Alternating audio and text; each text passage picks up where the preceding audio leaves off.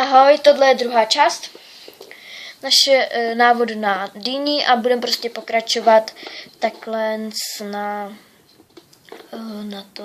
té dýni. Takže takhle si to dáme a já to zase rychle přehodím, pokud nebudete stíhat, tak si samozřejmě stopněte, opakuj, možná nebudete nic vidět, ale já myslím, že na tom není co nepochopení, prostě na tom přehozování přes 2. A tady? A ještě nic.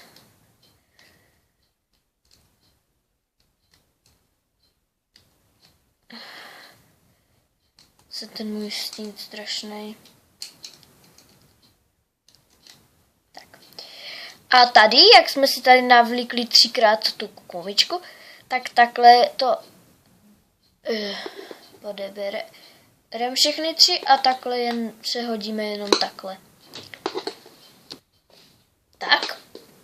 A zase to samé tady tu černou přehodíme tady na té druhé straně. Tak. A teď si můžete všimnout, když se nám tvoří baláros, to byla dynička, už to budeme ukončovat. Tady dáme ještě jednu gumičku. 3krát obtočíme černou. 2, 3, teď na ten prostřední a to bude takový kostrbatý, protože vlastně tady to dáváme o jednu řadu níž. Chápete, ne? Tak a začnete takhle zase dávat ty gumičky. Nic k nepochopení.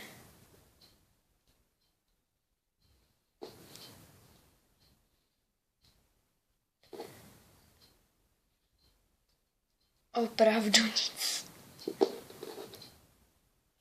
Já jsem se rozhodla možná, že teďka nejsem moc aktivní a že bych tak nějak mohla točit ty halloweenský návody.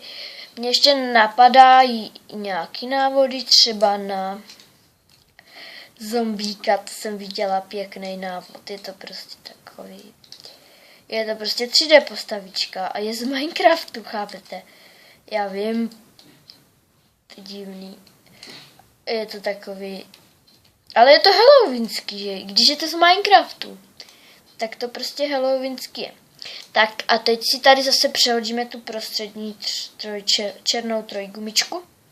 Tak. A máme to takhle a teď už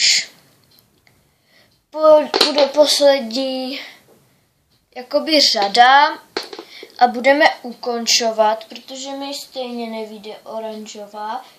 Jakože videa tady nějakou ještě najdu. Jako já tady mám přesně asi na tu jednu řadu oranžovou, takže prostě to bude už poslední řada, stejně ta dýně tak má být vysoká.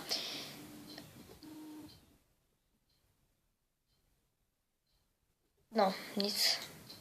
Tak a zase takhle postupně, zase už to poslední řada, opakuji, je to poslední řada, takhle všechno obklopíme.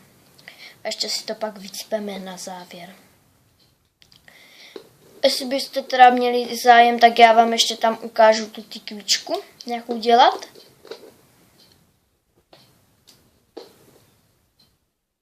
Tak, vyšlo mi to akorát, s jednou gumičkou ještě. Ježiš, zase nic nevidíte? A teď zase přehodím. Omlouvám se, kdybych opakovala slovo. Ale zase opakuj video asi při nejhorším stopněte, když u toho přehazování nebudete stíhat. To sobě nechci říct nějak, že jsem extra rychlá. Ani o vás nechci říct, že jste pomalí. Nic, jako neberte nic s urážkou. No, tak. A takhle by se vlastně dal udělat i duch. Ale teďka si tady vezmu kapesník. Zatím najdu. Tak mám kapesník. A vycpu si to trochu. Ale jenom zatím trošku. Můžete to vycpat, ono se to i vycpává gumičkama, ale já to vycpu kapesníkem, co na tom je.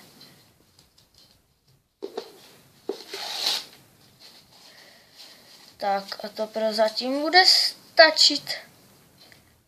Tak. A teď tady máte vždycky všude 2 gumičky, když si všimnete. Všude máte 2. Tak vždycky si vezmete jednu a přehodíte, aby tam všude byla jenom jedna. Nic těžkého na tom opět není. Je to podobné jak třeba chobotnička, její hlava, nebo třeba balónek, ale na to ještě návod nebyl, ale já myslím, že by na to ani návod být nemusel, protože toto. A rovnou můžete psat do komentářů, nepište tam třeba, nemusíte psat názory k videu, ale jestli chcete, tak to můžete shodnotit v jednom, ale na co by měl být návod příště.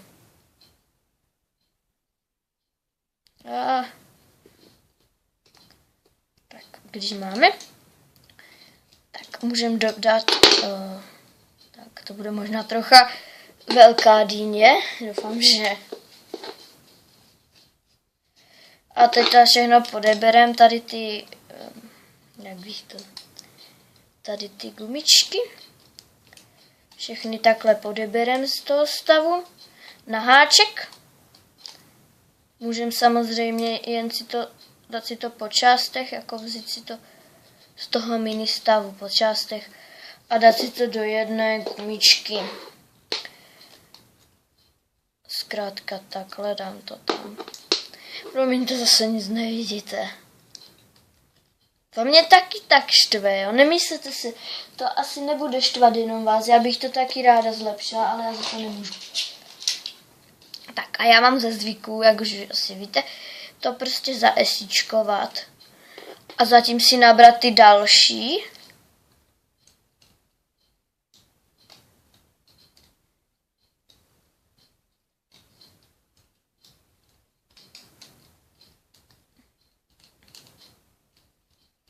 Tak a asi si to vyndáme. Tak a tady si odesičkujeme. Já vím, že je to takový divný asi. Takhle si odesičkujeme. Tak a tady takhle. Je to asi nějak moc velký, já nevím. Každopádně jsem se snažila udělat dýni. Možná pokud se mi podaří vynaleznout lepší dýni, tak ten návod natočím znova a teď na tu tykvičku. Takže vezmeme si zelené gumičky a budeme pracovat s dvojgumičkami. Takže 3krát si obtočím zelenou dvojgumičku, dám na 2 zelené gumičky. Aby to šlo poznat, že je to víc dýně.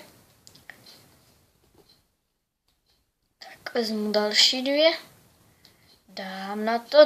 Tak a dělám takovým tím dvojitým způsobem tak dlouho, jako budu chtít. Já si to udělám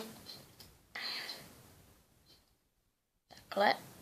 Tak, jo, mně to bude stačit.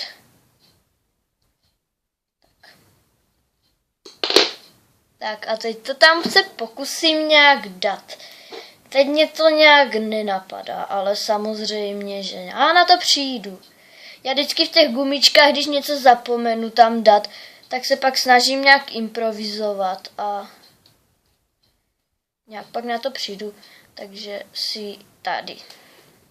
Takže si to zatím třeba odložíme, tady tu tykvičku, jako kdyby pryč stranou, třeba na háček, tak vedle.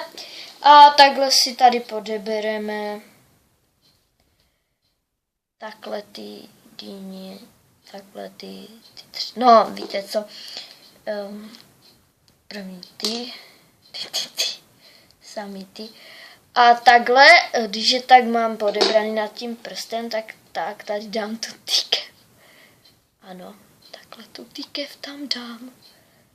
A tak, když si teď vezmete takhle 2, tak to vrchní takhle přehodíte přes to spodní.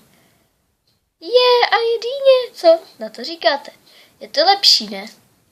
Tak a jelikož vám zezadu takhle vznikne takový pásek, tak ho takhle kolem té tykvičky můžete buď obmotat, ano, tak do ztracena, anebo ho do té dýně nějak za to. Tak, takhle by dopadla dýně, Já myslím, že se s tou tykví, nebo já nevím, prostě tomu furt říkám tykve, je docela hezčí. Mně se teda víc líbí a že jde víc poznat, že je to dýně a tady za to si můžete někam zavěsit a pokud vám by to vadilo, tak si to takhle nějak do té dýně schovejte.